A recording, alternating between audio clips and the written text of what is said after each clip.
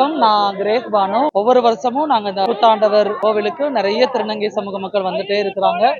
இங்க பல்வேறு திருநங்கைகள் பல நாடுகள்ல இருந்து, பல்வேறு மாநிலங்கள்ல இருந்து தொடர்ச்சியா வந்துட்டே இருக்கிறாங்க. ஆனா இங்க அதுக்கான ஒரு பாதுகாப்பான ஒரு சூழலை உருவாக்கி வச்சிருக்கிறோமா அப்படின்னா நிச்சயமாக இல்ல. ஒவ்வொரு வருடமும் பல்வேறு தரமான கோரிக்கைகளை திருநங்கை சமூகத்தில இருந்து வச்சுட்டே இருக்கிறாங்க.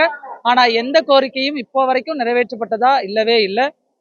குறிப்பா சொல்லணும்னா இங்க இருக்கக்கூடிய அடிப்படை வசதிகள் இருக்குது இல்லையா, ஒரு டாய்லெட் ஃபெசிலிட்டியா இருக்கட்டும், இல்ல எல்லாரும் கேதர் ஆகுறதுக்கு ஒரு ஸ்பேஸா இருக்கட்டும், அது எதுவுமே இங்க இல்ல.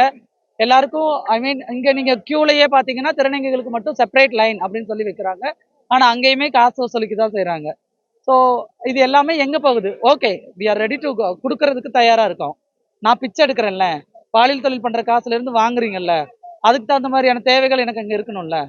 வெக்கமே இல்லாம அதை மட்டும் வாங்கி வாயில போடுறதுக்கு தெரியுது. ஆ உங்க விழா கமிட்டியில ஒரு திருநங்கையை உட்கார வைக்கிறதுல என்ன தப்பு இருக்கு?